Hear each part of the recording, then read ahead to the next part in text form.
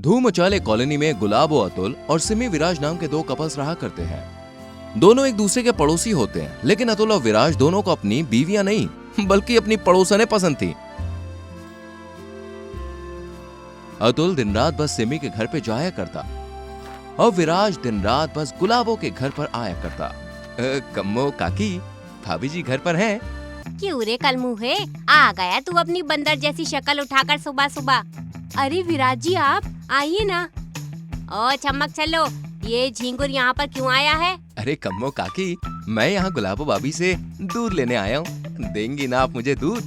अरे नालायक निगोड़े, मेरे घर को क्या तूने तबेला समझ रखा है? जब देखो तब दूध लेने आ जाता है।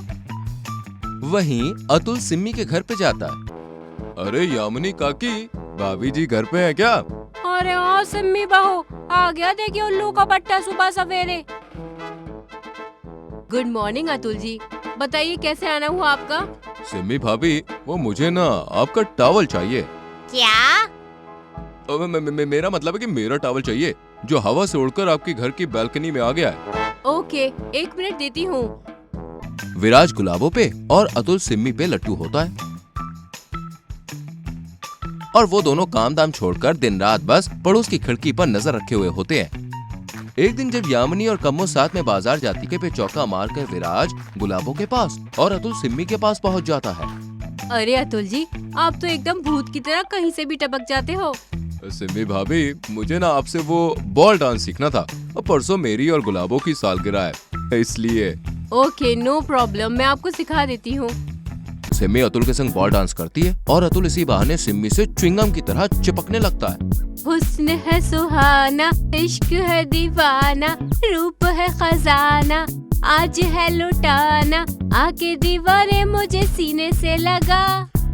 ना ना अरे ना, अरे गोरिया चुराना मेरा जिया, गोरिया चुराना मेरा जिया। वहीं विराज और गुलाबो दोनों वहीं साथ में खाना बनाते हैं। तभी विराज जानबूझकर आटे के डिब्बे को चालाकी से धक्का मारता है और डिब्बे के गिरने से वो दोनों भी एक दूसरे के ऊपर गिर जाते हैं और आटे से बाहर आ जाते हैं। ये सब देखकर कम्मो और यामिनी बहुत हैरान हो जाती है और वो उन दोनों के बम पर झाड़ू से अटैक करती है और उनके बम को बुरी तरह से सजाकर उन्हें भगा देती है। गुलाबो और सिम्मी समझ जाती है कि उनके पति क्या गुल खिला रहे हैं। सिम्मी, अभी हमें ही कुछ करना होगा। हाँ गुलाबो, अब हम ऐसा कुछ करेंगे जिससे उन दोनों को अंदाजा हो कि वो हमारे साथ कितना गलत कर रहे हैं। फिर अगले दिन से गुलाबो और सिम्मी गली मोहल्ले में लड़कों को सीटी बजाकर अपने पास बुलाती हैं और उनके संग डिस्को पार्टी में भी जाती हैं। जब दूध वाला घर पे आता है तभी। हेलो भैया जी, कैसे हैं आप? बड़े दिनों के बाद देखे, काफी हॉट हो गए हो यार, पहले से भी एकदम माल लग रहे हो। By God. अरे सच में? थैंक यू भाभी जी। वैसे आप भी कुछ कम माल नहीं लग रही हो, एकदम बिजली लग रही हो। बिजली लग रही है तो चिपक के मर जाना कमीने। ये देखकर अतुल को बड़ा गुस्सा आता है। वहीं दूसरी तरफ जब सिम्मी आंगन में पौधों को पानी डाल रही होती है तभी वो पड़ोस के कुंवारे नितिन को देखकर उसे आंख मारती है। नितिन जी कैसे हैं आप? बड़े दिनों के बाद देखे, लगता है हमसे रूठ गए हो। ऐसे भी क्या खता हो गई यार हमसे? अरे हम नाचीज क्या आपसे खफा होंगे? आप तो हसीना हो और मेरे सपनों की शहजादी। मैंने मेरे दिल में आपके नाम का घर बना लिया है। तेरी तो लुच्चे लफंगे लोफर, रुक जा, अभी बताता हूँ मैं तुझे। विराज उस पड़ोसी नितिन को और अतुल उस दूध वाले को खूब पीटते हैं। तभी उन्हें उनकी बीवियां रोकती और कहती हैं, क्यों विराज, जब तुम गुलाबों के पास जाते थे तब हम भी यही करते थे। तुम जब तुम सिमी भाभी के पास दिन रात पड़े रहते थे तब? दूसरों को मारने से पहले खुद के गिरेबान में झांक कर देखो कि तुमने अपनी बीवियों को इनडायरेक्टली कितना दुख दिया है। अतुल और विराज को अपनी गलतियों का एहसास हो जाता है, जिसके बाद वो अपनी बीवियों से खूब प्यार करते हैं। अमृता की शादी गौरव से होती है। उसकी सास सांडमती एक नंबर की चटोरी होती है। वो रोज अपनी बहू से नए नए पकवान बनवा कर बहू का जीना दुश्वार करती है। अरे ओ लुखी कलमुही, बने की नहीं मेरे प्यारे दुलारे छोले भटूरे और दही भल्ले, और हाँ समोसा चाट भी। ये लो और ठूसो, और काम ही क्या है आपको? खा खा कर सांड जैसी हो गई हो बस। शायद इसीलिए ही आपका नाम सांडमती है। तेरी तो ऐसी की तैसी। करमजली डायन, रुक तू। तुझे कल एक्स्ट्रा 4 पकवान बनाने होंगे और अगर नहीं बनाए तो मैं तुझे खाने का एक निवाला तो क्या पानी तक नहीं दूंगी, समझी तो? Go to hell. अरे ओ सस्ती विलियम शेक्सपियर, अपनी अंग्रेजी अपने पल्लू में ही बांध कर रख, वरना ऐसी देसी गालियां दूंगी कि तेरे कानों से खून की बाढ़ आ जाएगी। अमृता सांडमती के रोज रोज के नखरों से परेशान हो जाती है। अमृता का सारा दिन रसोई में ही बीत जाता है और उसे अपने लिए बहुत कम समय मिल पाता। इसीलिए एक दिन उसके खुरापाती दिमाग में एक सॉलिड आइडिया आता है। वो सांडमती के खाने में एक बहुत ही खतरनाक पाउडर मिलाती है। अब जब ये मुटकी भैंस ये सारा खाना ठूसेगी तब इसे इस पाउडर की वजह से कभी भी पोटी आ जाएगी, ठीक वैसे जैसे बिन मौसम बारिश आती है, और इसकी बुरी तरह बेइज्जती होगी क्योंकि इस पाउडर से खाना जल्दी पचता है और कभी भी बिना किसी इंडिकेशन के पोटी निकल जाती है। अमृता सांडमती के लजीज खाने में वो पाउडर मिलाती है और सांडमती बड़े ही चाव से वो सारा खाना झट से सफा चट कर लेती है और फिर अपनी सहेलियों के साथ किट्टी पार्टी में जाती है। लेकिन वहाँ पर अचानक से बैठे बैठे ही उसकी पोटी निकल जाती है और हर तरफ गंदी बदबू फैल जाती है। इतनी गंदी बदबू कहाँ से आ रही है? ये तो पक्का किसी के 2 नंबर की ही बदबू है। छी छी छी छी, किसने फैला दिया रायता?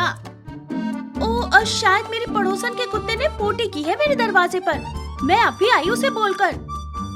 सांडमती जानबूझकर फोन कॉल आने के बहाने से वहाँ से रफू चक्कर हो जाती है और जल्दी से घर आकर अपनी पोटी साफ करके फ्रेश हो जाती है। अब रोजाना अमृता सांडमती के खाने में वो पाउडर मिलाती और रोजाना सांडमती कहीं भी और कभी भी पोटी कर देती, कभी बाजार में तो कभी किसी काम को करते करते।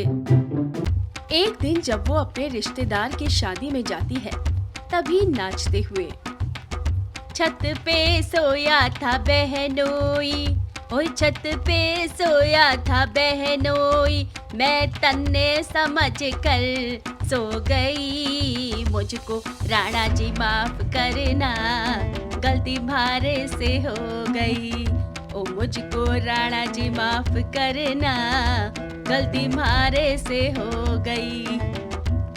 अचानक से सांडमती की पोटी निकलकर नीचे गिर जाती है। ओ नो, गई भैंस पानी में, भाग यहाँ से सांडमती, इससे पहले कि तेरी इज्जत का भाजी पाला हो जाए। सांडमती धूम दबाकर वहाँ से भाग जाती है और फिर घर आकर, हे भगवान, अब मैं क्या करूँ? ये पोटी का सिलसिला तो रुकने का नाम ही नहीं ले रहा। सांडमती जब घर पर आती है तभी उसे घर के दरवाजे पर एक पैम्पलेट पड़ा हुआ दिखाई देता है जिसमें हगीज का ऐड होता है और वो उस ऐड को देखकर कहती है, क्यों ना मैं भी हगीज पहनना शुरू करूं, इससे मैं कभी भी कहीं भी पोटी करूंगी तो किसी को दिखेगा भी नहीं और मैं रिलैक्स रह सकूंगी। हाँ। सांडमती तुरंत मेडिकल में जाकर हगीज खरीदती है और उसके बाद अब वो रोजाना हगीज पहनने लगती है। वो अपने यूज किए हुए हगीज को हर सुबह सूरज उगने से पहले मोहल्ले के कूड़ेदान में आकर फेंक जाती है। लेकिन एक दिन उसकी पड़ोसन मन्नो उसे देख लेती है।